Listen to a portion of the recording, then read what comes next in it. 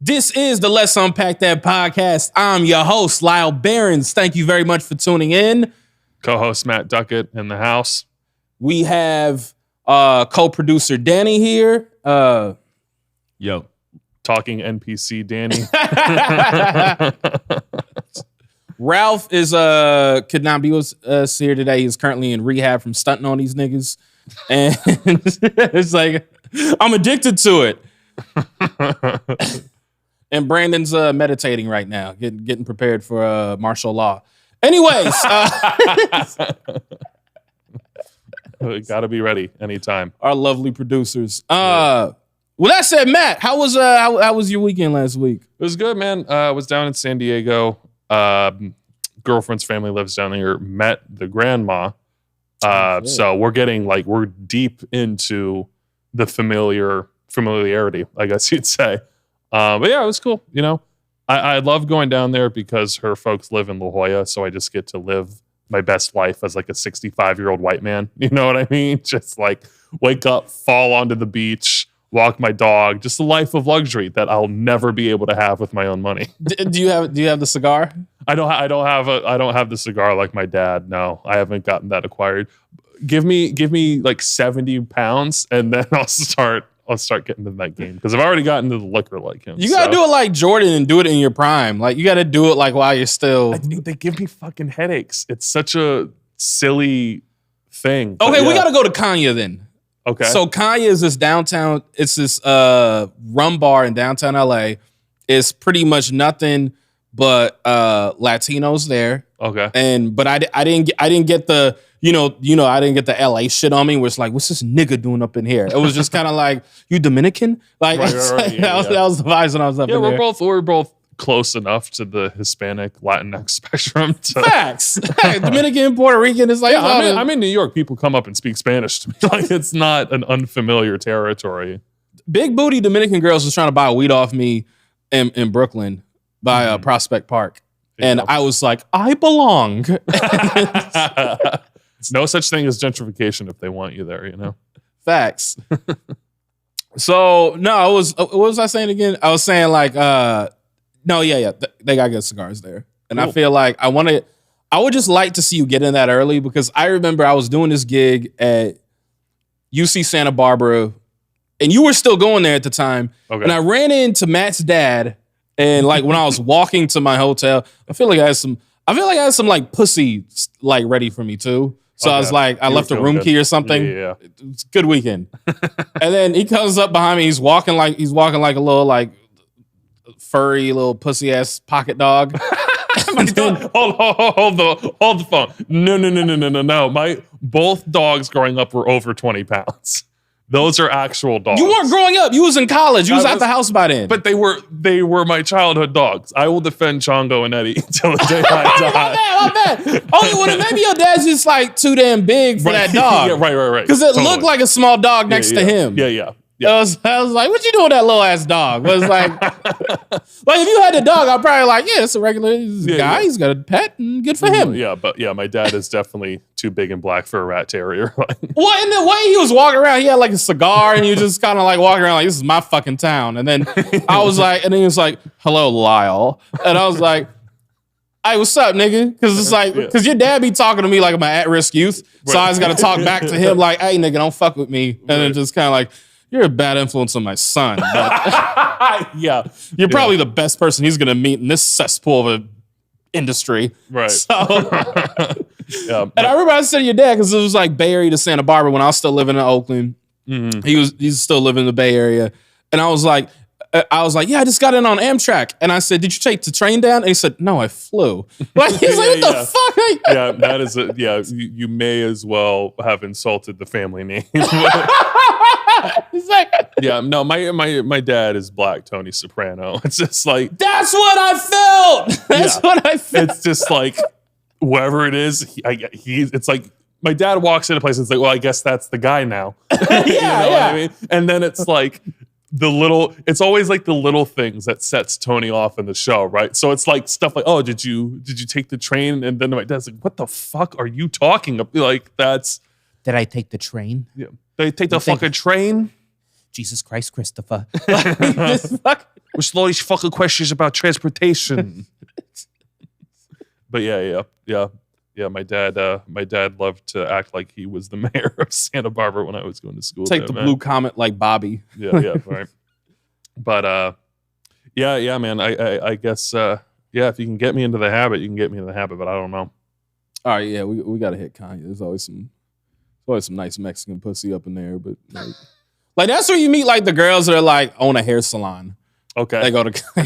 Gotcha. It's like $50 like one time. Like you pay $50 one time, and you're good for the rest of the year to bring 4 people in whenever you want for like the remainder. Oh, of the okay. year. So it's like a club access type. Yeah, thing. yeah. They have your name. Yeah, interesting. Okay. So it's like there's like less riffraff, less bullshit, and excellent like Jamaican, Caribbean like rum. Nice for sure. Yeah, no, we definitely have to hit that spot up. But yeah.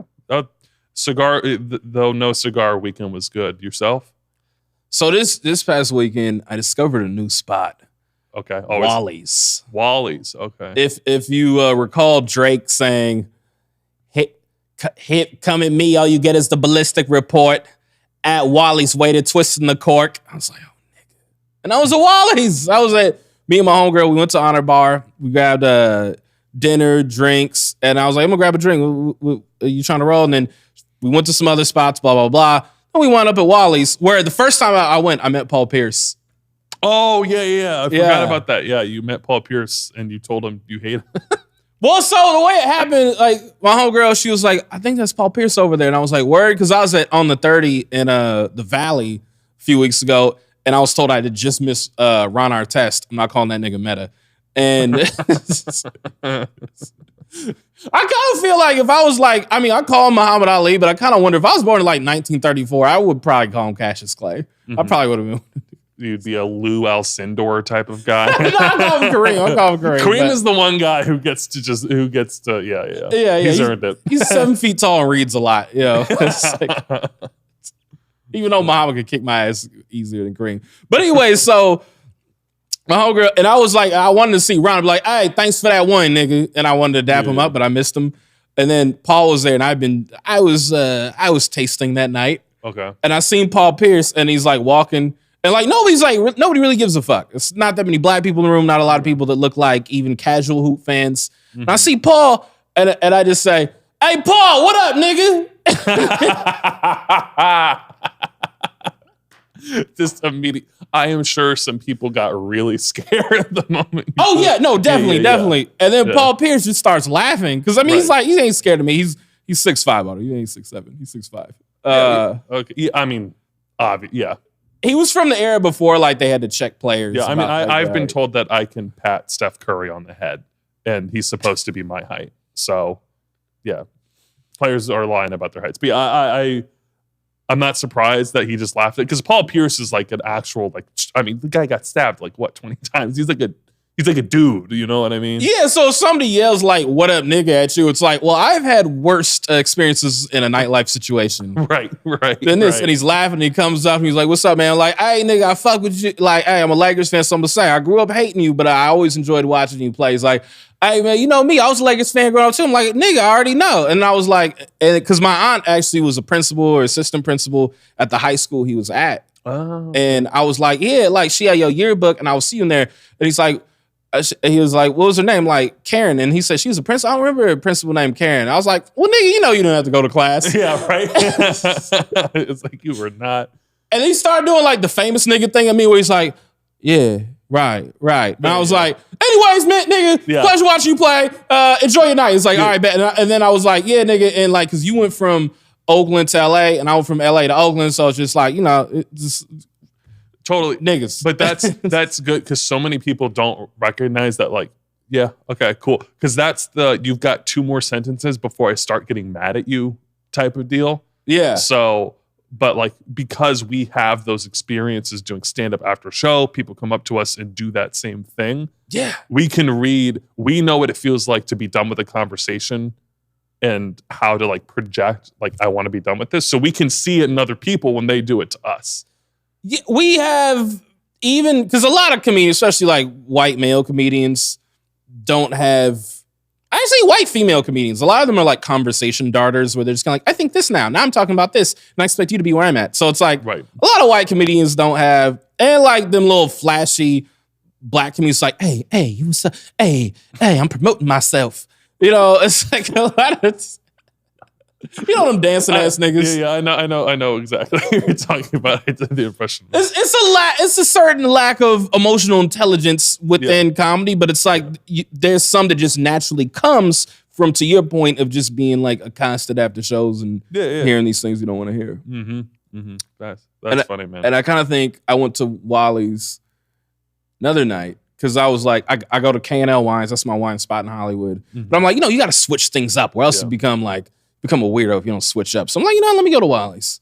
So I go to Wally's on like a Wednesday or something like that. I'm there and I'm in line and it's gonna get a little controversial, but let's talk about first generation brown men with money. They can be very fucking annoying. All right. Brown men where they're like, my parents moved to me here when I was 5 years old. I have 300 employees. And it's like, I know how you vote. You're fucking annoying. So I'm in line and it's like, and when I say brown men, it's like they could be Mexican, they could be Arab, they're not black, they're not white, they're not Asian, but they're annoying. Okay.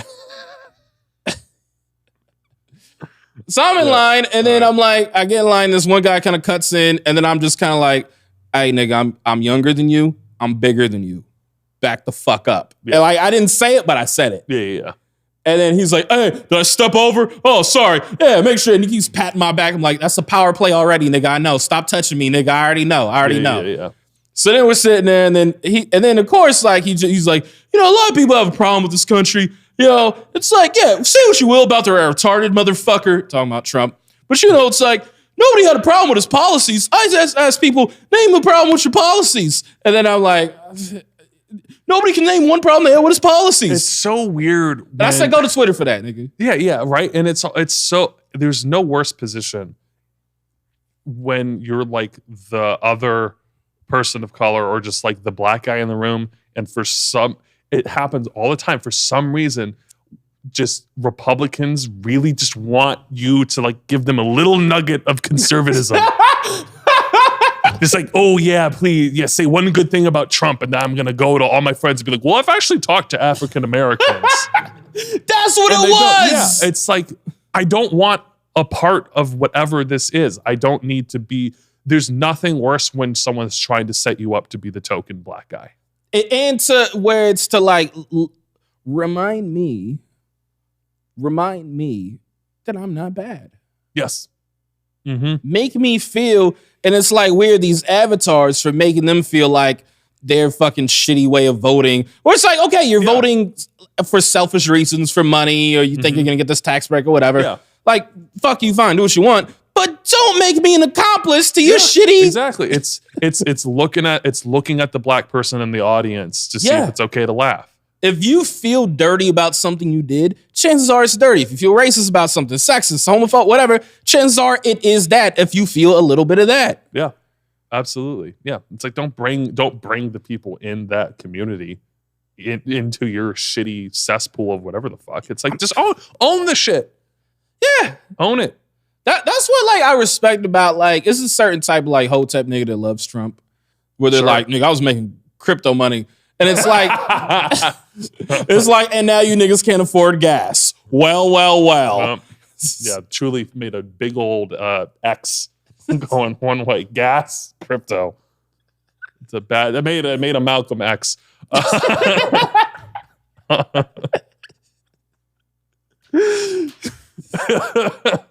wish we had a microphone so you could have spelled that. Right. Just slap it down.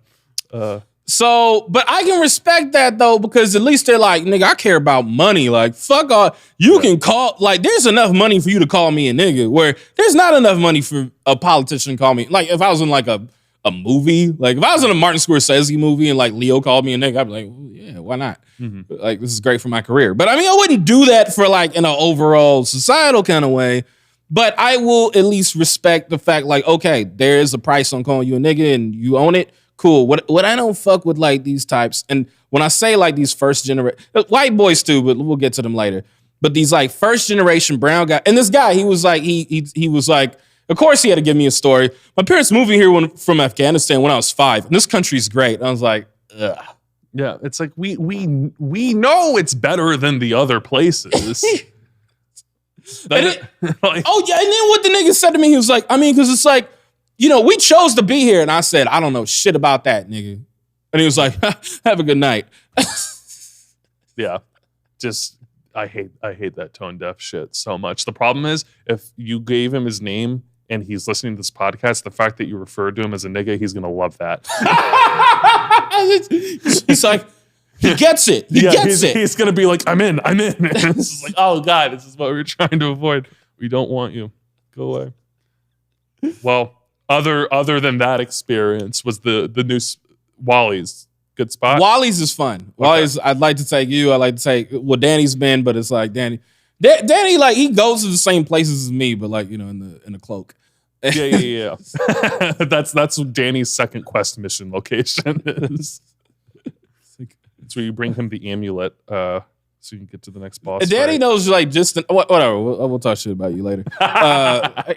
So there's no camera on you. Why am I doing this? Right. I appreciate the attention though. Yeah. So it's like crowd work. So anyways, before we get into the segments, let's talk about what we're drinking right now. Like our producer Brandon, who mysteriously evaporated through the walls, he was like, you need to talk about the shit y'all drinking. So I was like, all right, let's do that. That's really good, Brandon. I know, I'm so fucking mad he's not here. So anyways, we're drinking Lambrusco. We're in downtown Los Angeles. It is, what's the weather? I don't know. Weather right now, it's like 72. Feels like 78 degrees. It is currently 72 degrees with a high of 74 and a low of 48. It's overall sunny. Feels too hot for early March. Yeah. Facts. Feels too hot for that. No, right. So a lot of people say, hey, you can't drink red wine when it's warm. And to that, I say, fuck you. I don't have to drink white. I don't have to drink rosé. We're drinking a Lambrusco. Dry red wine, carbonated, nice bubbles. It is basically like mixing like a Prosecco with just like a nice like dry Syrah red wine. And you put the two together, it's a little funky. You can have it with pizza. It's really good on a warm summer day. Danny, Matt, how do you like it? I'm really enjoying this. This kind of reminds me of the lambic. Those like the framboise, the raspberry, Belgian shit. Yeah. It's kind of giving me that vibe right now. But when you said pizza, I'm like, yes, this with pizza on like a porch, on a sunset, and maybe like a joint. It's heaven. Yeah, I'm gonna act like I know what any of that meant. Listen, years of Catholic school. Did you try some? I actually haven't tried this yet, but years of Catholic school and being an altar boy has just ruined my experience with wine. I feel like because you just, I'm drinking nasty shit every Saturday or Sunday, you know what I mean? But this is why I'm hopeful for cigars, because every wine that you've introduced me to, I've enjoyed so far. And I'm like, okay this is, we're getting like $5 chucks to like convert into the blood of Christ. That sounds awful. Yeah, it's bad. It's bad. It's a bad time. I guess we'll do a live tasting right here. I do see what you mean about the bubbles. Yeah, let me see it, because it's nice for a hot day. It's festive. It's light. That's great. Isn't it? That's great. Yeah.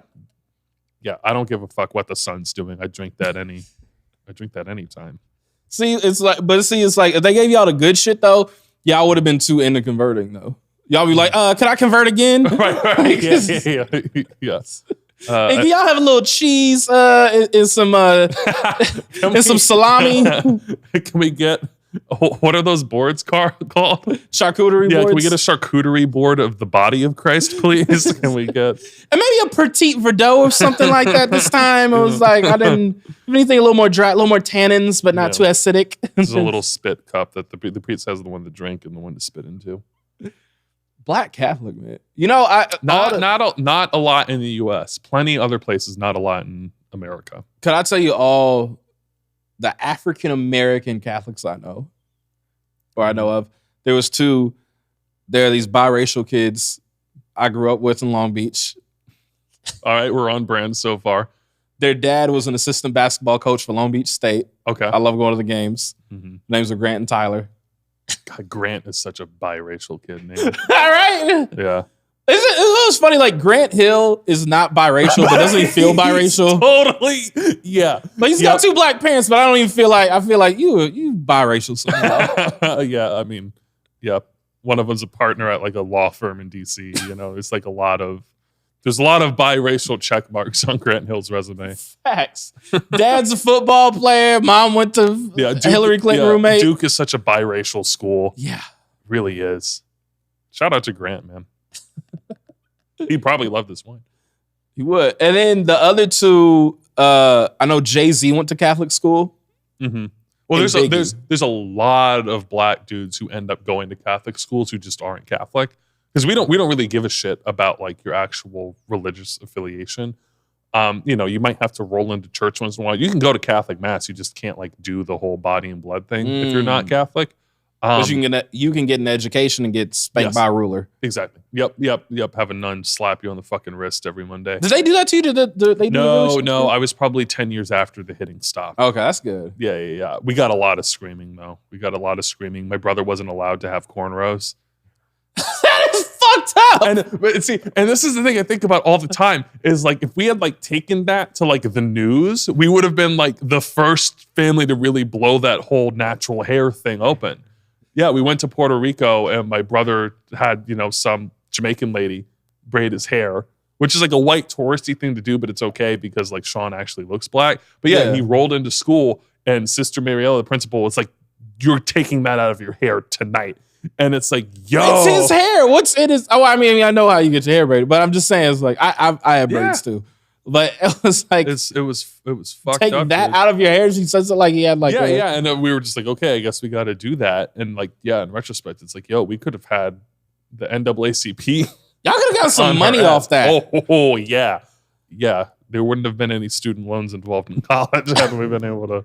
All right, which parents' decision was it to be like, yeah, we gotta take that shit out? Oh, it was just like a mutual agreement. It was just like it's not worth combating. Because, it's like when you're the only black people in like a 20-mile radius, it's like, you don't really know the resources that are why available cause to attention? you. Like, we just trying to live. Yeah, exactly. That was like 2006. You know what I mean? So like we were just in the era of like the NBA has to like clean up its act. Like people see Post Malice at the Palace. Yep. Which we did a pod about. You guys go back. Great pod. Check that one out. But it was Post Malice at the Palace. It's post Allen Iverson. Yeah, it's pre-Obama. Yeah, exactly. It's prime thug era. Yeah. You know what I mean? So there wasn't a lot of leverage on our side, but I think we could have been the pioneers of the of that hair movement had we tried to make a move or two. But damn, that could have right. Well, I think about that because I think about, and this is going to lead us into what we're going to get into, but I think about pre-camera phone, but some racist shit happens and outing it. Yeah. And I think I didn't know this happened, but Matt Barnes, I guess there's a thing. There's Matt Barnes he was going to school in Sacramento or something like that. Mm-hmm. And some white kid spit on his sister, called her a nigger, and he fucked the kid up really, really, really, really bad. It's a white boy. Yeah.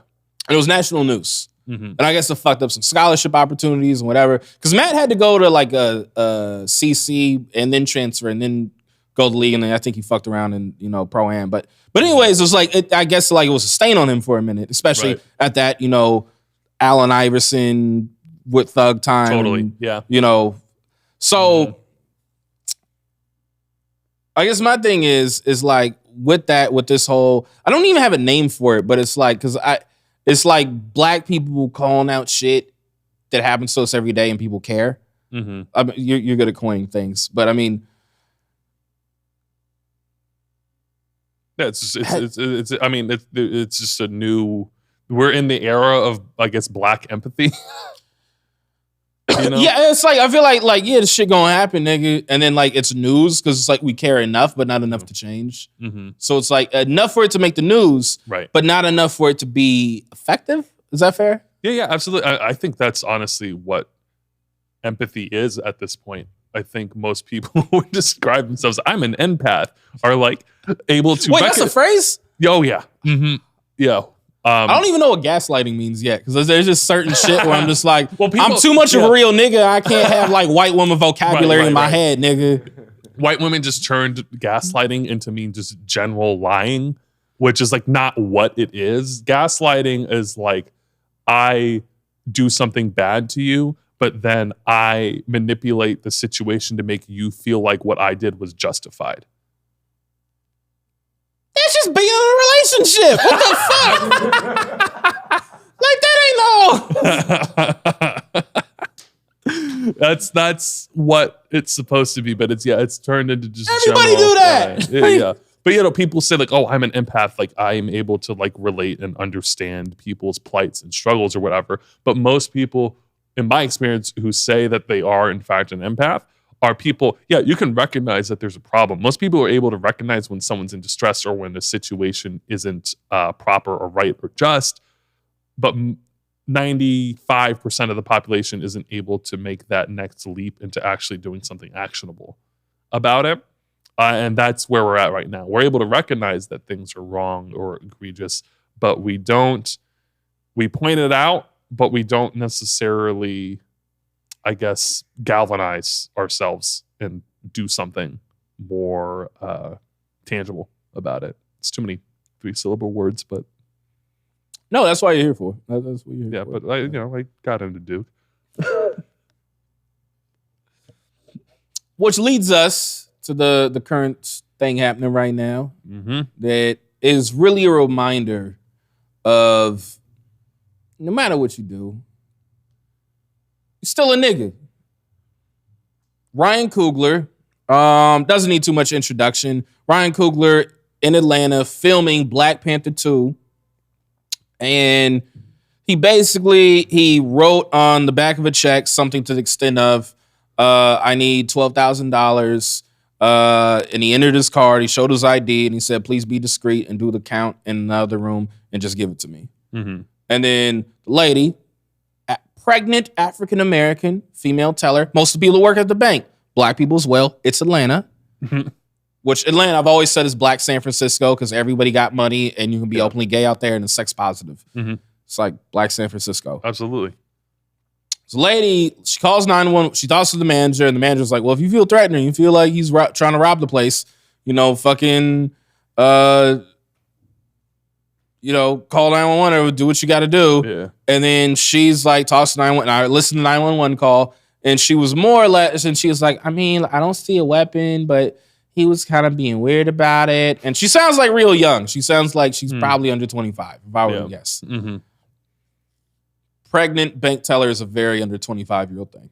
Yes, absolutely. Not job shaming, just... Yeah, it's just, you walk in certain places, you expect certain people to be working. Yeah, life identifying. I'll say it. Mm-hmm. So that happens. Cops come, blah, blah, blah, and you know the rest. What happens to a Black man, guns drawn, da-da-da, who are you? And Ryan Coogler says, Google me.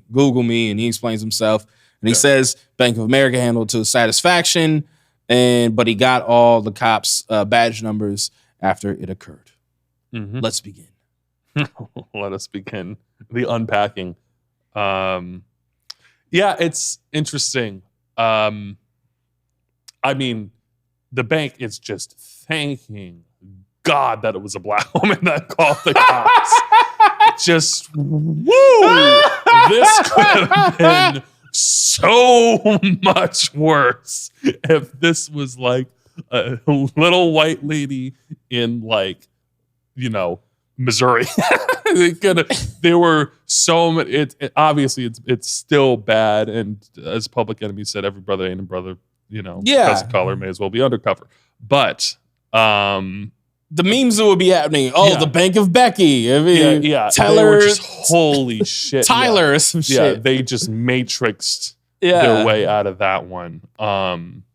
Just thinking they're lucky stars that it was another Black person that called the cops. Yeah, but it's like, it's like, if you think it's weird that someone's like writing on the back of a check, like, hey, all these specific instructions, it's also like, I'm assuming he put his bank card in, right? Yeah, no, yeah, he did. He showed his ID. So it's like, you know it's him. Like, what are you freaked out about? It's just like, yeah, the person's trying to be discreet, and not everyone's gonna know who Ryan Coogler is, but I don't know. You could just straight up ask.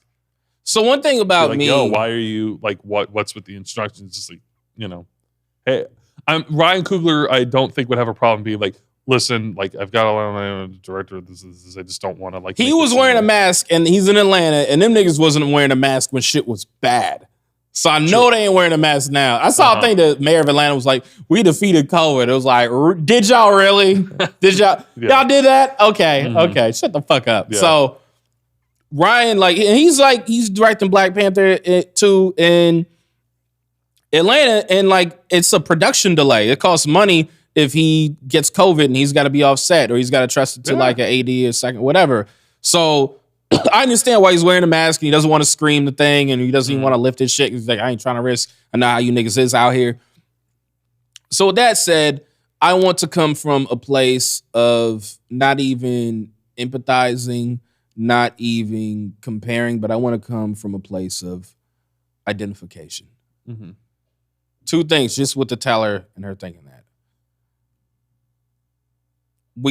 Let's start with race, and let's start with her age, which I assume is young. Race. I already know what white people haven't said it yet, but I know they're thinking it. Well, they probably have said it. I don't read what they say because fuck what they say. But I know whites, and then the people that are killing me over my Asians saying the N-word clip. I know they're coming from a place of, well, if it was a white teller, you guys would have, well, if it was white, yeah, okay. Mm-hmm. Where do you think she got that shit from? Yep. Where do you think the Coon chip was implanted? Where do you think Stockholm Syndrome comes from, nigga? The COVID-19 vaccine. No, we coded, nigga. We coded on a Friday. Joe Rogan. I've been waiting for this all week. Yeah, Joe Rogan, come on the pod. Come on the pod, baby. Come through, Rogan. Come through, Rogan. Let's take ivermectin. Let's do it. We got some apes up in here, Rogan.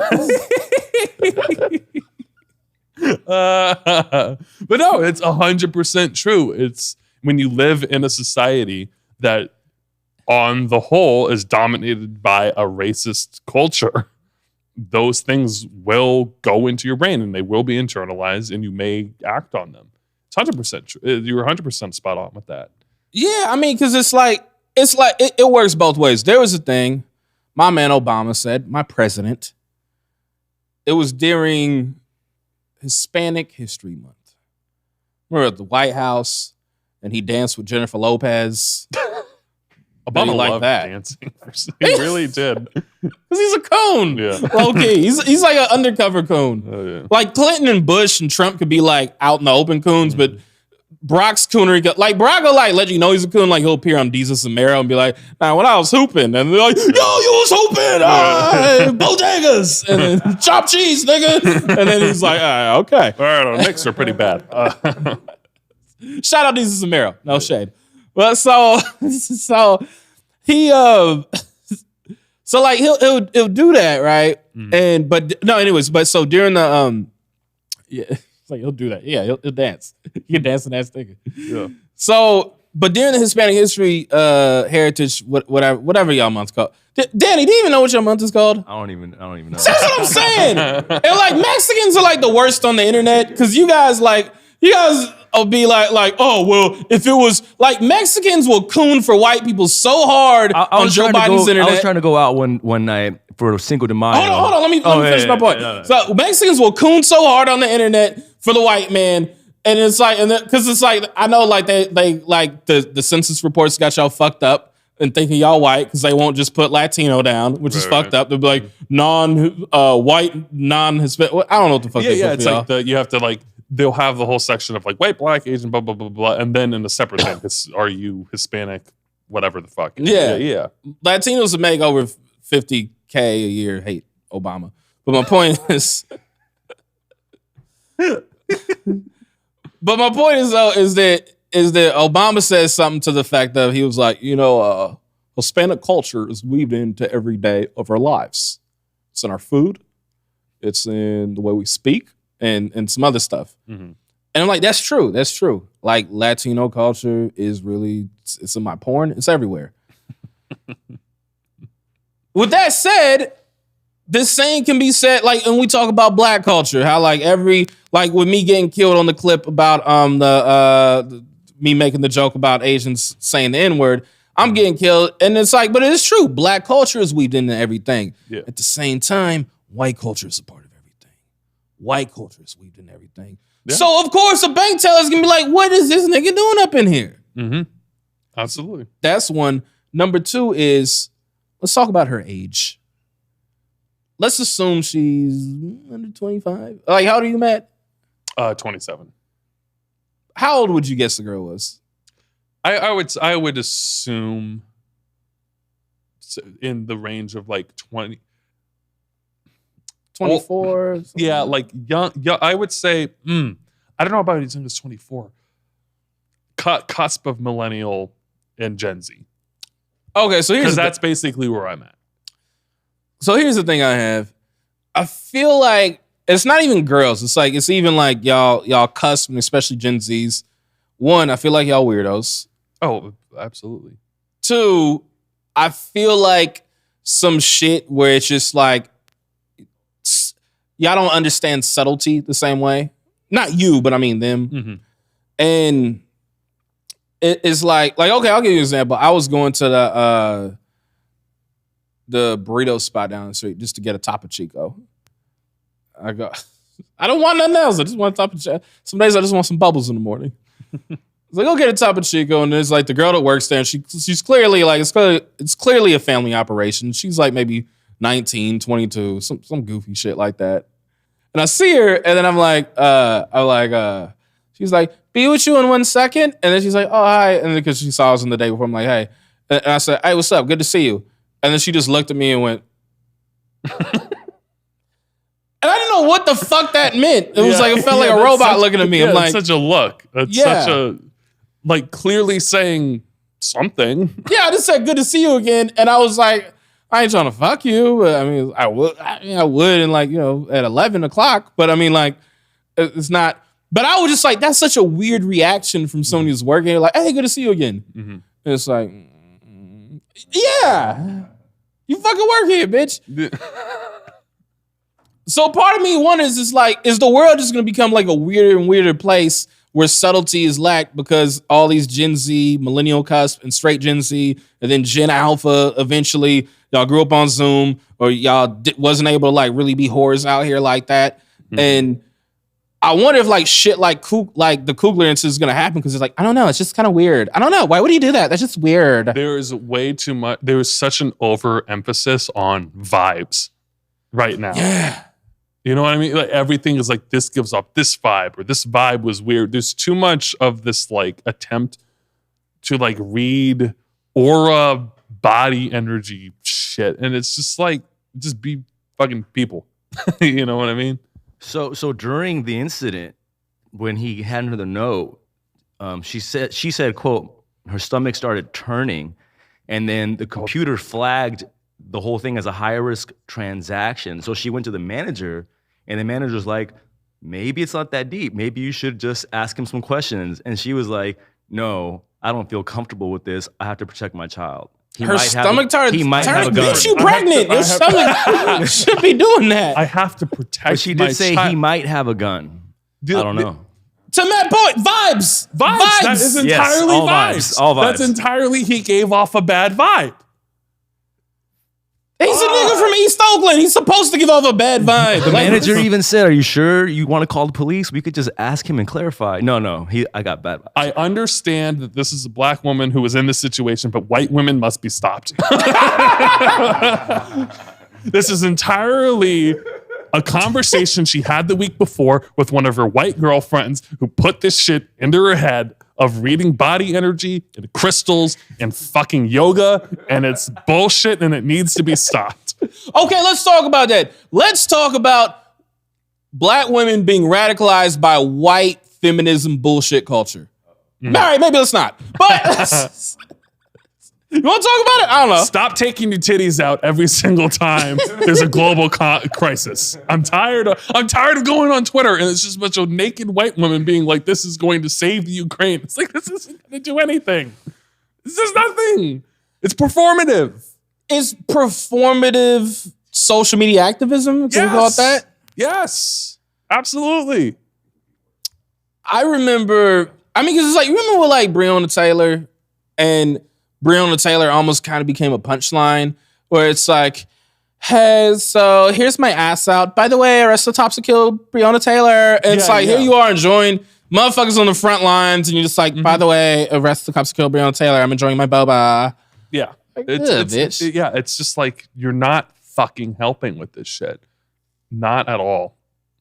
So I feel like it's a thing where like meme culture has really became a part of real culture. Yes. Like life, not real culture, just fucking life. Yeah. And I can't help but feel like that's part of the reason shit like that happens with can happen to a guy like Coogler. Like as much like, and I do want to stay on the thing of like white people and like the Stockholm syndrome and the great Dr. Umar saying it doesn't take that much for Negro's Coon ship to get activated. Her Coon ship was activated. Yeah, it was. And it's, listen, I know that according to Dr. Umar, I am an abomination. No, he doesn't feel that way. Yeah, no. It's so funny. I remember watching a clip where he was talking about like mixed race people. It's like, there's no such thing as half black. Like the black gene is dominant. Yeah, black gene is dominant.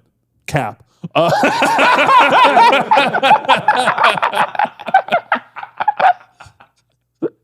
I appreciate it. I appreciate Dr. Umar for saying that.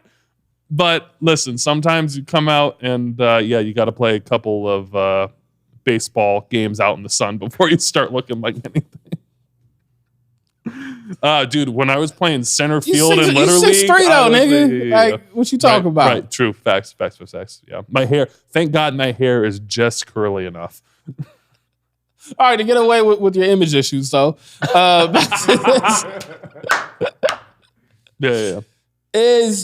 So there's that. And this, I'm not going to shoot this particular woman some bail.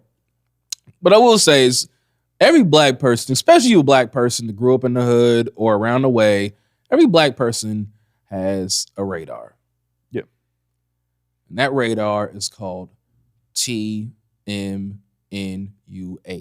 Too many niggas up in here radar. Mm-hmm. There's too many niggas up in here. Too many niggas up in this club. Some bullshit gonna happen. We all have that shit. So I'm not gonna act like, I don't want to do this thing where we act like we can't be a little suspicious and we can't be like, man, this nigga, blah, blah, blah. Like, we can feel that and we can exercise that. And even if we're wrong, but it's not as bad if we're wrong because often we're not going to call the cops and we're not going to do no bullshit if we are wrong. Yeah. Even, but we're often right when we do feel that. Mm-hmm. Yeah, but that wasn't obviously this wasn't that situation. And with that said is like, let's look at where Ryan is at. Ryan's in Atlanta. First off, Ryan could have needed 12 racks, like for many reasons. One, I'm sure he's staying at like the Four Seasons. Someplace they put like players when they play the Hawks. Yeah. Like he's staying in one of those nice hotels. Mm-hmm. Two, Ryan's a married guy. Ryan could just want to hit a titty bar real quick. And he's not trying to spend like, he's not trying to spend rapper money up in there. But he's like, it's like it's this girl up in there, it's like, 3 racks, like go in the champagne room, come out, just. Because I know like apparently, because like one of the actresses on a few of the people on Black Panther set, they actually don't believe in taking the COVID vaccine. Big surprise. Mm-hmm. And it's like there's some stories over what's going on the set, and it's been rough. Yeah, no masks in Wakanda for sure. They got the vibranium mask. Vibranium mask. Oh, that's incredible. It is muy effective. Oh, that's so fucking funny. So I can see him eating 12, or he just wants some like California level weed, then it costs extra. I can see many reasons why he would just need 12. Like, why he wanted to pay a medical assistant who works for his family. That's it.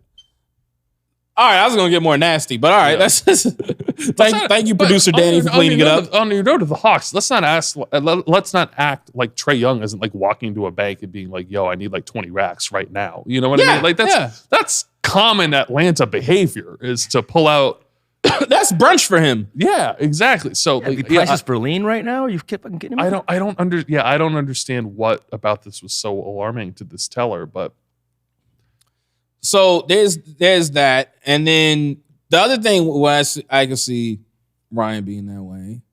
Mr. Ryan Coogler, the great Ryan Coogler, is he's a nigga from Oakland. He's a nigga from East Oakland. Mm-hmm. And with that, again, coming from a place of identification, I remember I was depositing a decent amount of money from not like a lot.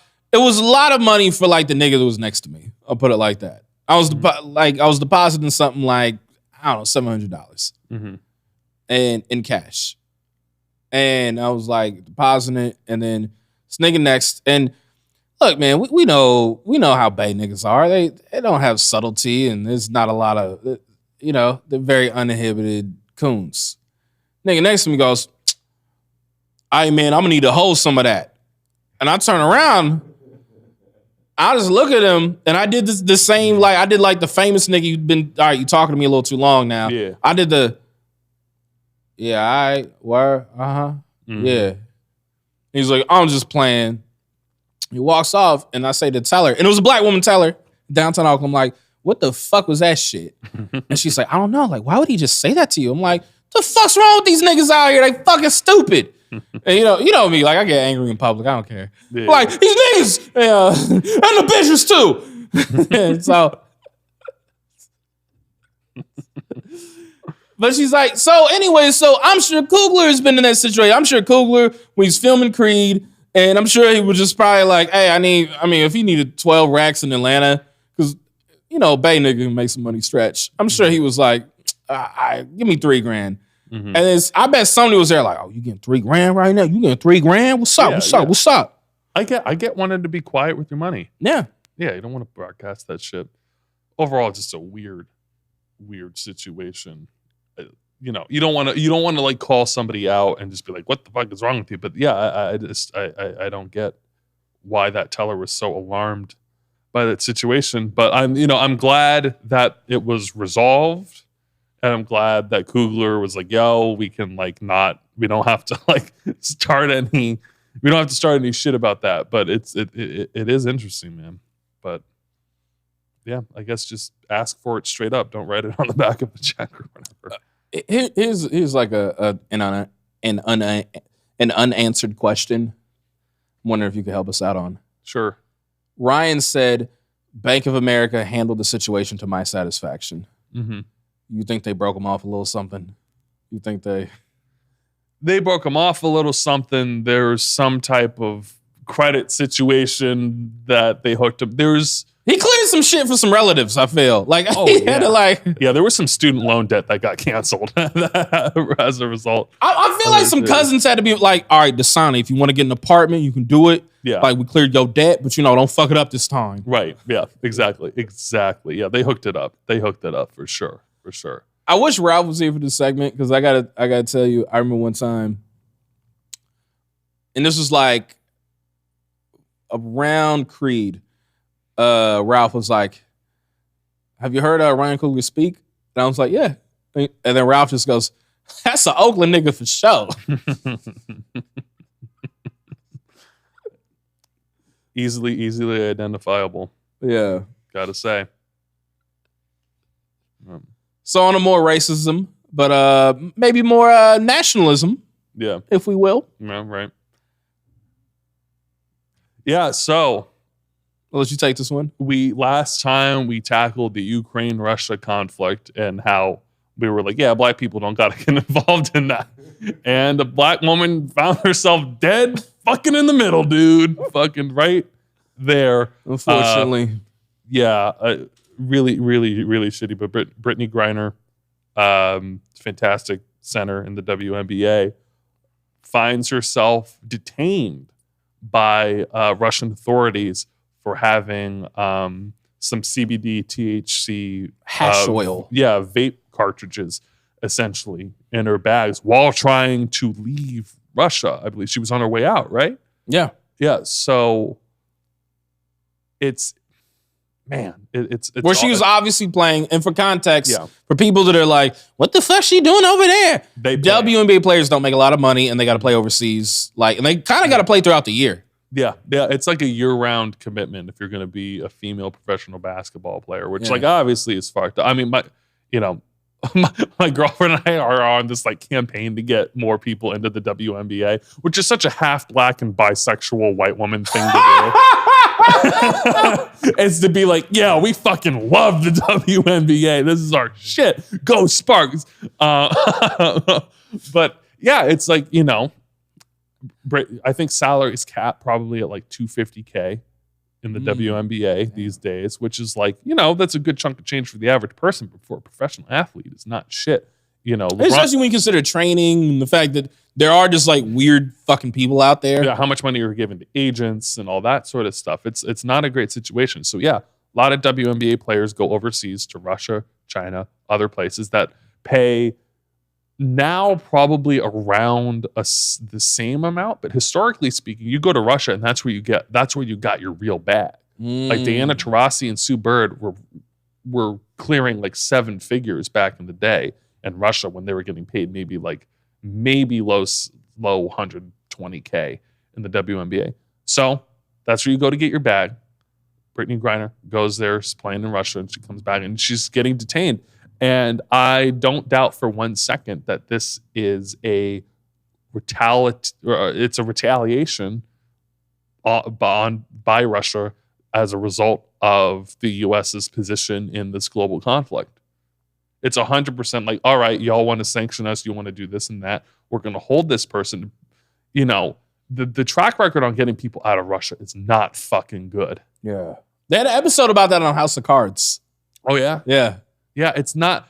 I mean, the 2 cases I can think of, and I can't remember what these folks. I think they were just like white dudes. Matt's too. about to earn his money now because I don't know any of this shit. But it's like the 2 cases that I can think of a U.S. citizen being detained in Russia.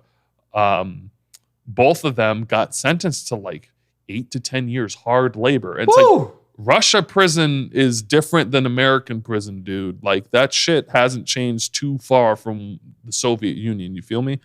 Yeah. So Brittany's looking at 10 years for this potentially. Yeah, it's fucking awful. And luckily there are some people in Congress who are like, yeah, we're looking at this. We're trying to get her out of there. But she's been detained since like mid-February. And we just heard about the shit last week. Some of the Ryan Coogler thing, like it happened in January, February, and we just heard about it last week. Yeah. There's like a weird delay on this shit, man. It's crazy, but like it's 100% just like, all right, y'all wanna fuck with us, then we're gonna take one of yours, and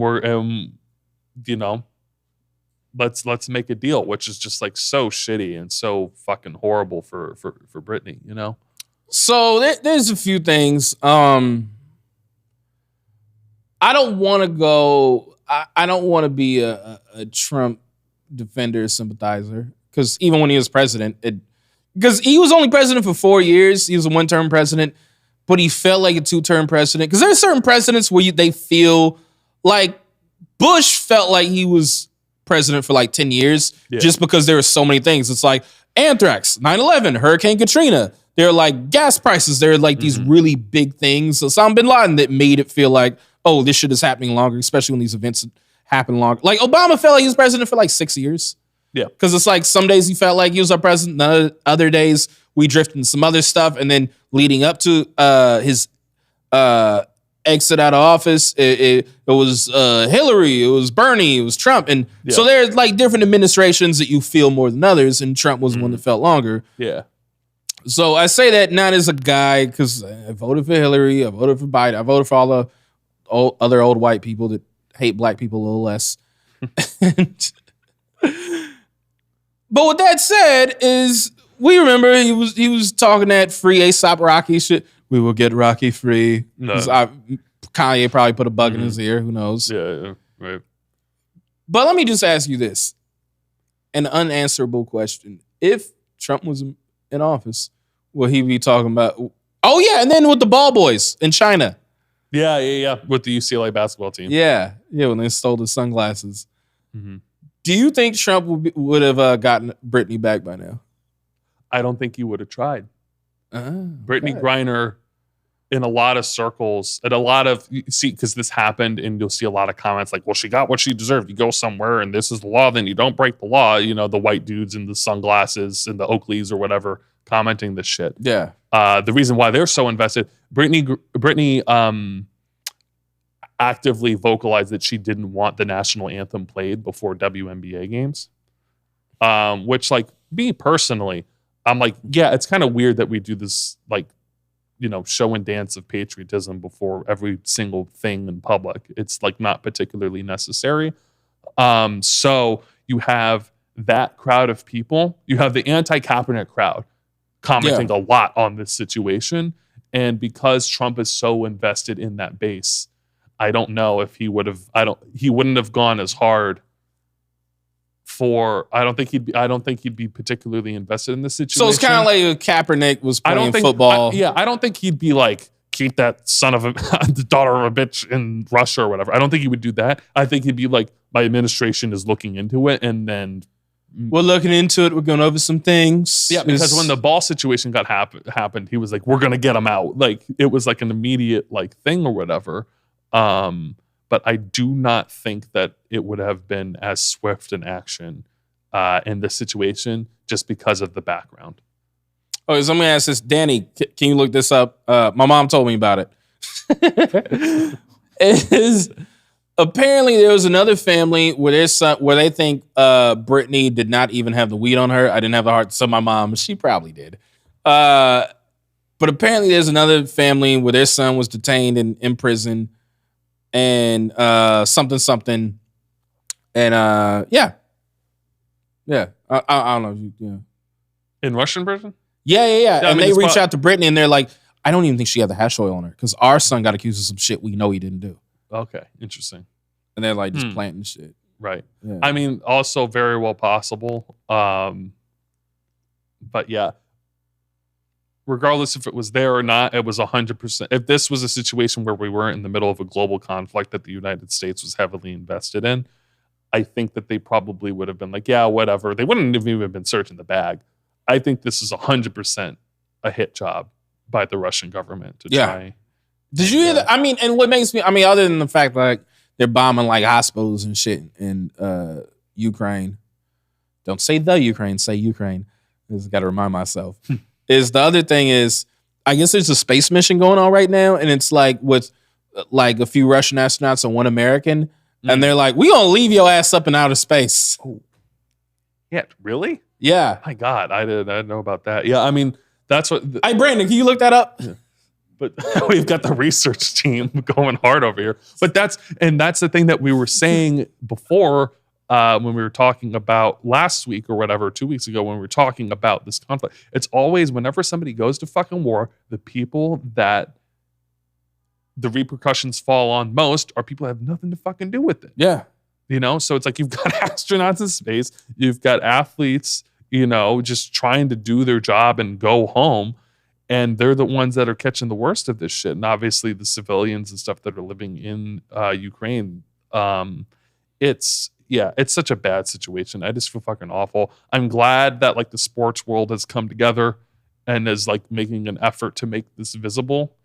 But yeah, I really hope that we can get her out, but I just don't know with everything that's happening right now, man. I just don't know. I genuinely doubt that let me not even say what I think is going to happen. I'm gonna say I empathize with this because it's like, as comics, we do gigs in like a lot of shitty places, and like just imagine like, oh shit, and like if there's some sort of civil war going on or something, and like, oh shit, we got detained on the New Mexico border, the Arizona New Mexico border because there's some fucked up conflict. They take up something from our act that we said in jest or whatever, like, yeah, absolutely. Feel for it, man. Yeah, it's tough shit. Yeah, hoping we can get her out. That's all I can say about the situation. But that said, wrapping things up, new TV series New segment. Yeah. Oh, actually, no, wait. I want to do the new segment first real quick. Conspiracy Corner. Yeah. Conspiracy Corner, brother. Yeah. Where we have a conspiracy theory that we go into real quick and keep... Awaken your third eye, my brothers, and join us in the Conspiracy Corner. You made me do it too. I was like, all right, I gotta do it. I gotta Coon with Matt. We'll get the hat spinning in on our heads on the clip. Yeah, I'll be dashikis too. Yeah. So here's my conspiracy corner theory. Kim Kardashian, get off your fucking ass and work. That thing. Kind of feel like that was planned. I'm not saying she doesn't already feel that way, because we've seen all the retweets from the interns who are like, I had to shop at the 99-cent store and I got reprimanded for like taking off like freelance work. Like, so I'm not saying that she doesn't feel that way or she doesn't give a fuck or what. I personally, I don't even think she cares either way. Think she kind of said that because Kim is one of those people where she's kind of like Beyonce. She's kind of like Kendrick Lamar in the sense that she's one of these people where she never really kind of says what she thinks about things. Oh, yeah. Yeah. And this is kind of a thing like, what are you talking about regular people now? I kind of think she's trying to throw off the center of the whole Kanye Pete love triangle sort of thing. Yeah, because she's in a position where even if she says something messed up or people that like don't exactly vibe with it, there's not a lot that Kim Kardashian can say that will like diminish her standing in society. You know, and for the people that buy into Kim. Because Yeah. the people that buy into Kim are like, even if they vote blue, there's a Trumpian level of support for Kim Kardashian. Absolutely. It's the same style of cult. You know what I mean? Yeah. Like, that's 100%. Like, yeah, you know, Trump was, I could shoot a guy in the face. People would still vote for me. Kim Kardashian could walk up to Kanye West in the middle of his ranch in Wyoming, kick him in the nuts, and drop an M-bomb. And people would still be like, she was justified. He was calling him skeet. Like, there's absolutely that level. He dropped off the roses and she didn't ask for it. That's rape culture. He did rape culture on her. I don't know about that. But that was too far. That was all right. I guess that was too far then. All right. Listen, our lines are all somewhere else, and we have to respect each other. That's facts. That's facts. Yeah, 100%. I think that I listen. If we're doing like a buy or sell on these conspiracy theories, I buy that. That's a buy. It's not a strong buy, but it's a buy for me. That's to throw out to shift focus away from the Kanye Pete controversy. Yeah, I mean, because I just kind of picture her like, well, he's kind of focused on this album now, and I just know Kanye's cycle. I can't deal with it, but I know it. Yeah, like that. So yeah, totally. My conspiracy. I mean, I already touched on one with the Brittany Griner situation, where it's like this is essentially a hit job by the Russian government as a retaliation or whatever. But if we're talking about another one, I don't have a lot of. I'm not too tapped into like modern pop culture and stuff like that. So I'm going to go back a little. Babe Ruth was Dominican. I 100% buy into Babe Ruth was a Dominican dude. What? Because the nose and the stocky and there's this. You didn't give a fuck. Orphan. Don't know who his parents are, and specifically speaking, there were multiple instances of Babe Ruth when he was playing, in the majors, where people would either call him the N-word or like make some joke about him being like black or something like that, and he would get Babe Ruth was like unfuckable with. Like, he didn't give a shit. The moment somebody was like, "Hey, wide nose," he'd be like, "Hey, now they were going too far." And it wasn't like, and that's the thing. It wasn't like a "fuck you, I got a wide nose." Like, shut the fuck up. It was always like, "Hey, now let's be gentlemen about this." You know what I mean? Yeah. Hey, I may be a nigga, but let's keep it on the level. Yeah. I 100% buy the conspiracy theory that Babe Ruth was Dominican. That's my. Listen. Who's dominating the MLB right now? You know, like, there's got to be a first. Are you saying he was like Hank Aaron before Hank Aaron? Like, he was. What do you mean? Hey, you mean Jackie Robinson? I don't watch baseball. Yeah, Jackie Robinson. I just had a Nori Drinks Champs moment. I was like, oh, my bad. Jackie Robinson. That's right. Yeah. Babe Ruth might have broken the color barrier unbeknownst to everybody. It might be the case. I think it's plausible. Do we have time for our little TV show segment? Yeah. Okay, so there is a TV series on. This is what I like when I gotta ask producers about things like, can we do this now?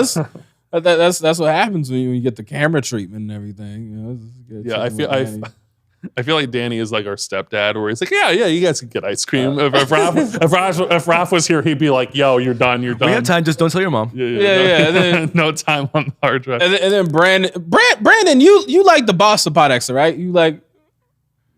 We all run this. Okay, all right. So I always just kind of felt like Brandon was in charge because he only says 5 words to me. So how you doing, big fella? Oh shit! All right. All y'all put y'all tech money together and did y'all Rockefeller Records with it. I feel it. Love it. Cool. Yeah. Ralph is like, let's talk some more shit about Ralph. Oh fuck! Yeah, he definitely is the he's the Lawrence Fishburne to this Boys in the Hood situation. They always act like you got something to do. Like, I fucking hate that. I just hate when niggas act like they got shit to do, and it's like, bro, like you do, but you don't. Yeah, like at 10 p.m. yeah. The sun's out when we're recording this. It's not.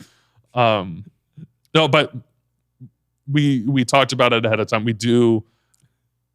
Lyall, obviously, diehard Laker fan. We've been over it plenty of times. Yeah. But HBO dropped the new series, the Euphoria replacement. They gave the women something, and they were like, "All right, now we got to give the dudes. We gotta do one for the guys. Yeah, we got to do a dude show." So, Winning Time premiered last week on HBO. Show about the Showtime Lakers, 1980s, racking up championships, Magic Johnson, Kareem, all that stuff.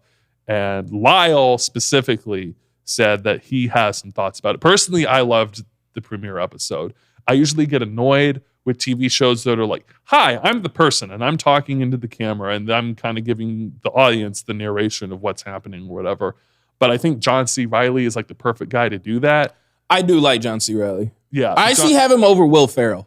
Oh, yeah. Well, that Will Ferrell got, like, him and Adam McKay aren't friends anymore because he wanted the bus role. Will Ferrell, that's what it was over? Will Ferrell wanted to be Jerry Buss, and he was like, and McKay was like, yeah, I don't really think that's going to work. And it's like, dude, just wait in the corner until they do season 3 or 4 when they move it to the 90s and Will Ferrell gets to be Phil Jackson. Just wait your turn and you're in. But yeah, it said he got mad. You know what's funny? I still like Gary Oldman as Phil Jackson. I mean, Gary Oldman as anything. Gary Oldman could be Don Cheadle in a movie. And I'd be like, yeah, Gary Oldman's a great wigger in True Romance. Guy can do anything. Gary Oldman could be that bottle of wine and we wouldn't know it right now. You giving him the Daniel Day-Lewis cosign. Where it's like, oh yeah. All right. Yeah, the English dudes know how to do it. But yeah, so that's why there was a schism between their like production company or whatever. But I think John C. Reilly was perfectly cast. He's got a warmth that Will Ferrell doesn't have. Exactly, a friendliness. He's got that same like George Bush Jr. type of like, hey, get a beer. The people they cast as Magic and Kareem, Kareem was barely in it, so we can't really talk too much about him. I think the person they cast Quincy. with Magic he looks really close. It's a really good physical resemblance. I think he has the cadence down pretty well. You sound country. Yeah. Overall, I enjoyed it a lot. I thought it was a lot of fun. I got some problems with the show. Yeah. I'm interested because I had no complaints, but I'm not in it. I'm not into Lakerdom like you are. No, it's not even about Lakerdom. It's about entertainment. Okay. So I'm not one of those purists where I'm like, that shit didn't happen like that. Mm-hmm. I remember right when I moved to the Bay Area in like 2004, Coach Carter came out the next year. Oh, man. And niggas was like, they didn't even film that shit at Richmond High. I was like, because they didn't want to get shot, nigga. It's a movie. What the fuck's wrong with you? Then Coach Carter bothered me for many other reasons because like they have Ashanti and all these other New York actors in it, when it's set in Richmond. It's like, Yeah. yo, what's up? Yo, I'm trying to play Coach Carter. And it's like, well, really, but hey, bro, I Mr. Coach Carter, bro, I'm trying to play, my nigga. Like, it's like, they don't even say. Yeah, Channing Tatum wasn't on that roster. Like, there's no chance. There was no chance. He might have been the team manager. And the little Dominican nigga with the ponytail, Puerto Rican nigga with the ponytail, and they like, hey, it was like, bro, that should have been a straight up Mexican. Like, hey, I can shoot freeze. Like, you know. Fuck, that's very true. So that's not my problem with the Lakers. Here's my problem. One, it's like, I don't like that style of like breaking the fourth wall so many times, and it's kind of whimsical. Yeah, they do it a lot. I understand why they do it because it's like with the Laker thing, nothing really dramatic happens other than Magic catching the bug that he beat. Yeah, which is such a weird way to cold open the show, by the way. Yeah, I didn't get that. Because it was so, like, it's clearly so intense. And then it's literally just John C. Reilly grabbing a titty at like 8 a.m. in the morning. It's like, yo, like, that's a weird tone shift. Yeah. But I feel you. I feel you. That's why I had a problem with the sex scenes in Dallas Buyers Club. I was like, oh, it's AIDS. You know. But anyways, my problems with the show. One, it was that. Two, the Jerry West thing.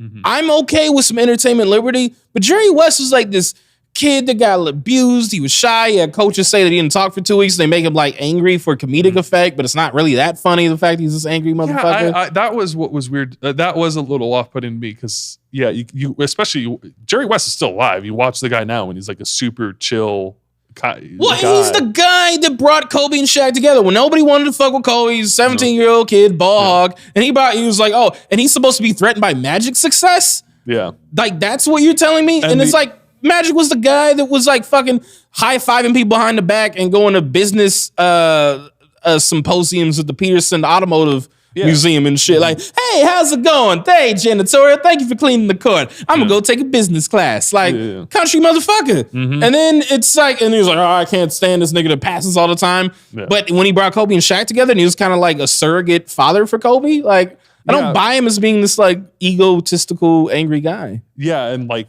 you know, snake bitten by losing to the Celtics so much. And that was the thing that they didn't mention. They made it look like Jerry West never won a title. He has won. Yeah. He has a title, and I don't think it was against Boston. New York, I want to say. Yeah, I think it was a Knicks chip, but and then he threw his finals MVP where he got the affirmative action MVP. He was like, you're a white man, we'll give you an MVP. Or, it's like, all right, I'm sure there was a frustration that he had about never really beating the Celtics or whatever. Yeah, definitely. Yeah. Nothing I've ever read about Jerry West made him seem like this angry, bitter guy. So I agree with you there. I mean, I'm glad we're talking about this because, like I said, you're a little bit more, I guess, in it with the person. I'm a Laker guy. Yeah. But then even going to the other side of the Laker thing is a problem I have when white people write black dialogue.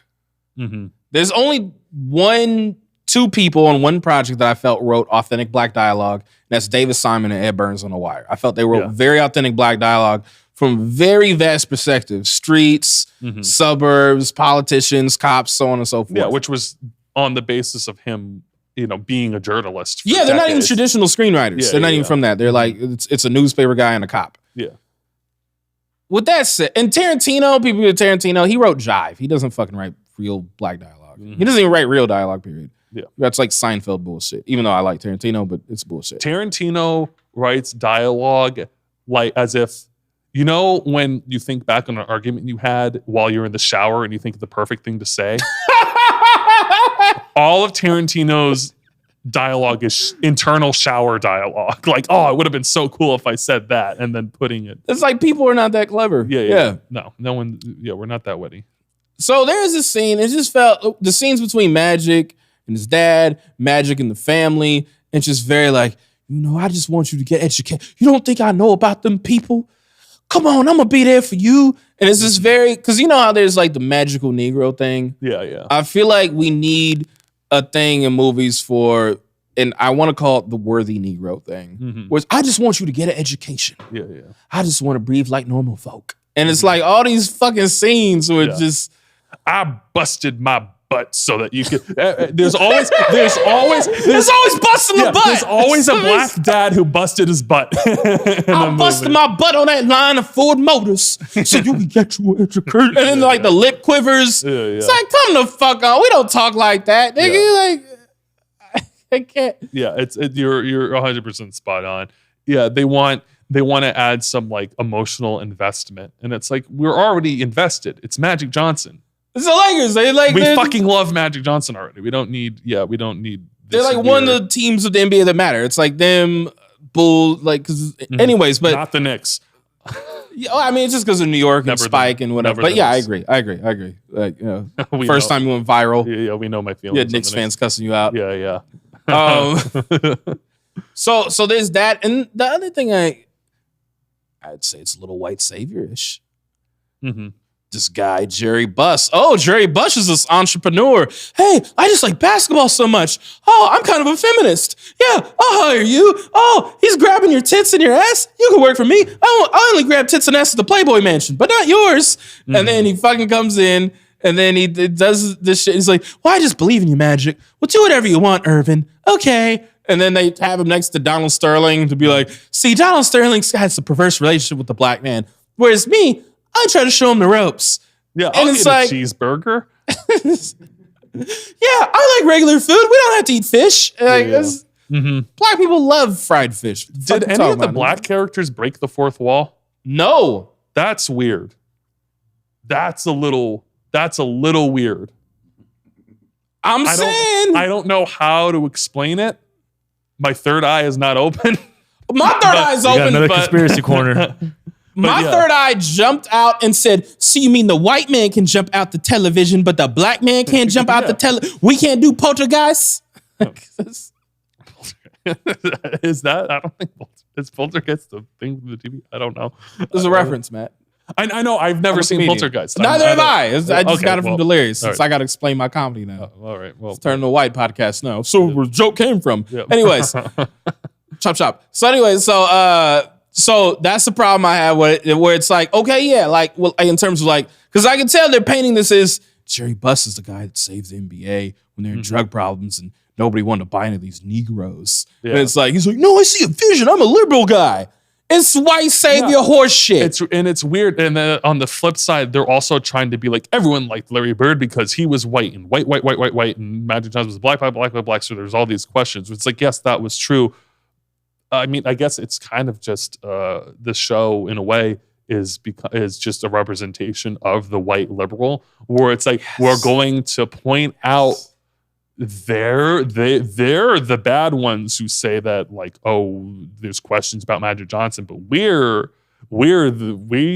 are like writing about Jerry Buss, we're the good guys or whatever. You know, it's always this thing of pointing out the racism and wrongness in other people and being like, but I'm clean it's slate. a total pat on the back thing. So it's like the things we have white savior movies, which we know. We have magical Negro tropes and characters, which we know. Morgan Freeman's played many of them very well. Mm-hmm. Then after that, I would say it's not identified yet, but I would say we have the worthy Negro thing, where it's like, I want to educate, and they're using magic as the character for that. And I think that's so white people, kind of like how we just talk about the Republican brown niggas at Wally's and just Republicans in general, where it's like, yeah, I just want to make sure there's one black guy that's not against me while I spout my bullshit. There's this thing of, like, I'm just a good black man. I want my kid to get an education. I want opportunity. Mm-hmm. And it's like these black characters are used as these avatars to make white people feel better about being shitty. Yeah. There's a lot of white person does something good. We all did that. Yeah. That gets projected into like this one specific black character. And I'm glad that we brought this up. Because fucking Raph would be like, stop talking about sports so much. But this is it's a TV show, nigga. This is the shit. Yeah, that gets opened up. I didn't think, other than it's kind of weird that none of the black characters broke the fourth wall thing. And I feel like there's not enough black characters for it being a show about the Lakers. Yeah, I guess we'll see, because there's more episodes. I know Pat Riley is coming later, and Kareem was barely in it. Yeah, so we'll see. And let me say, all right, so me and Matt, like on our text, me and Matt had a little argument about this. Not an argument, but just we disagreed. Is Kareem told a kid to fuck off in the pilot. Mm-hmm. And I'm like, he's like a peaceful Muslim that just didn't like talking to people. Like, would he Yeah. really tell somebody to fuck off? And I'm like, well, he was a New Yorker. So I'm kind of split on that. Right. But I'm like, would he really tell a kid to fuck off? I don't think he would. Yeah, I mean, if Kareem was mad enough, he would tell somebody to fuck off. I don't know if he would. But a kid just asked for an autograph, I feel like you wouldn't tell him to fuck off. Yeah, he would say like no and be like go away. I don't think he would sign the autograph. I don't know if he would if he would be. No, Kareem. By the way, here's a little thing. Top 5 athletes you think have just rejected athletes. Not even athletes. Top 5 celebrities you just feel like have, and they can be all athletes if you want them to be, that have just rejected autographs. Kareem's top of that for me. Yeah, Kareem absolutely would be like, go away. I'm gonna say a lot of New York rappers. I don't even know who, but I feel like New York rappers are just like, not right now. Yeah, Patrick Ewing. He's Jamaican. That makes sense. They're rude. Yeah, because they got like the British influence, and British people are rude. Yeah, I went to Jamaica. I was like, you niggas are mean. No time for the Americans, I guess. Yeah, Kareem, Patrick Ewing, Pete Rose. Oh yeah. I mean, here's a quick story. My dad, Philly dude, it's probably like in his teens. On the train, Pete Rose comes in. Bunch of little kids walk up. It's like, hey, you're Pete Rose. Can we have your autograph? And according to my dad, Pete Rose says, fuck off. I'm not Pete Rose. Kids walk away dejected. Pete Rose sits down. Train stops at the stop for the baseball stadium. Pete Rose gets the fuck out and heads over for batting practice. So Pete Rose is at the top of that list for sure. I love that story. Isn't that so? Fuck off. I'm not Pete Rose. Go away. Get up, go on the train, put a little parlay in before the game and slap some singles. Who would I put on that list? I don't know. I can't. I feel like Andre 3000. Like somebody went up to Andre 3000. Like, can I have your autograph? No. Yeah, but let me play you the flute. Yeah. That's exactly what I was going to say. Yeah, he's got mandolin practice in like 40 minutes. Needs to get over. Like he'll play like a new instrument he's learning. I can play you the sitar, similar to a guitar. They say I was a nigger, but is this that hard? And then he's like, yeah. Meanwhile, Big Boy would just be like, yeah, just do it really quick. Not to be confused with concubines. All right, anyway, so yeah, Big Boy like, all right, here you go, Playboy. And keep walking. But yeah. So like that's where I'm at. That's where I'm at in the. Yeah, we'll have to see how the rest of the season plays out. I really liked it when I first watched it. I still like it after all this, but very, very valid points. I'm gonna watch it. Let me ask you as we close this out, Matt. Can you just give me 3 biopics you would like to see? They could be sports, not sports. 3 biopics I'd like to see. And as you think about that, let me just say this. Whenever there's like a new biopic out, I feel like people don't watch enough movies to know like what should be in a biopic. Because I hear people being like, I would love to see an Outkast biopic. I love Outkast music. But I don't think anything that major. It would just be them niggas making songs and shit and going on tour and whatever. Like I don't want to see like there's got to be some shit that have like a story behind it that happened. Mm-hmm. I would say I'll say one thing. Tupac, I want to see that as a HBO like 5-part miniseries. Yeah. I think that his life and story is more conducive to that format as opposed to the kind of movie that they rushed together. I hated All Eyes on Me. That was like Wikipedia on screen. Because they were like, hey, we found the guy who really looks like him and people loved him in the 5 seconds that he was in Straight Outta Compton. So let's throw him into that. Biopics that I'd really like to see. On that note, I'd probably fuck pretty heavy with a Pete Rose documentary. No, biopic though. Biopic. Sorry, not documentary, biopic. Sorry. Yeah. I meant to say biopic. Okay. Pete Rose biopic. My number 1 is Vince McMahon. Really? Why? That guy had a crazy ass life. That guy was emotionally and sexually abused by his stepdad, then gets into the wrestling business, buys his dad's company, turns it into the biggest thing in the world, then exposes wrestling as being fake because he gets indicted for giving steroids to Hulk Hogan, but then buys out all of the competition. Just interesting. And just apparently the guy's 75 years old and is built like a brick shit house. I think that would be an interesting story. I'm going to leave it at those two. I can't think of anybody else at the top of my mind. There's one I'd like to see, but it's too much of a white savior movie, so I don't want it right now, but a John Brown movie.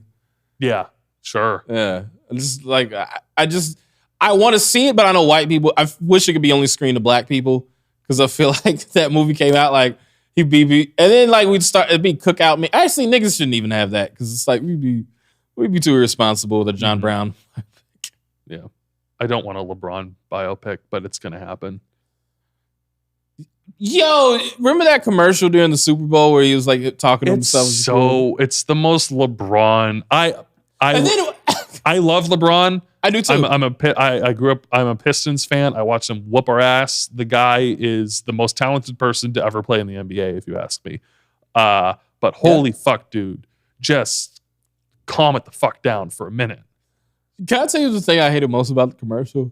Yeah, was when he was like, "Man, this is crunk," and then he goes and shakes his head. "Nigga, you're corny. Don't shake your head at your young self. Yeah. You are still corny." Yeah, like, absolutely. You be fucking up the words to rap songs on the Instagram. You're trying to copyright Taco Tuesday. Like, you're not above crunk. In retrospect, in your Hummer. The funniest thing to me was, and this is how I know, because I seen this thing where Gilbert Arenas was talking about LeBron, and he said, like, what people don't realize about LeBron is he's like Dwight Howard, but he just had to do things. He's like a goofball. He's a goofball, but he realized he had to do these things in order to get to that next level. And one thing was that made me realize that was, remember when it was like 2/22 to whatever the fuck the date was, 2/22/22 or 21, whatever. It was a bunch of twos in the date. Who gives a fuck what it was? And LeBron posted today's date. He posted and he put like 8 fire emojis. That's fire. Like, you think that's fire, nigga? yeah. And I'm like, I love this Ohio cornball. Yeah, like, he's great. LeBron takes a sip of wine and says, "That's gas."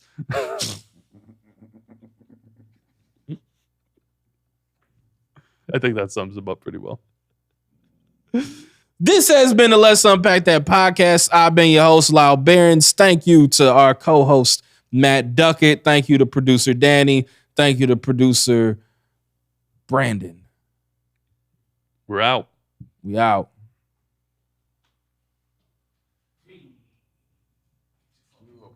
I did. I killed that. Unless you want me to pour you a little something.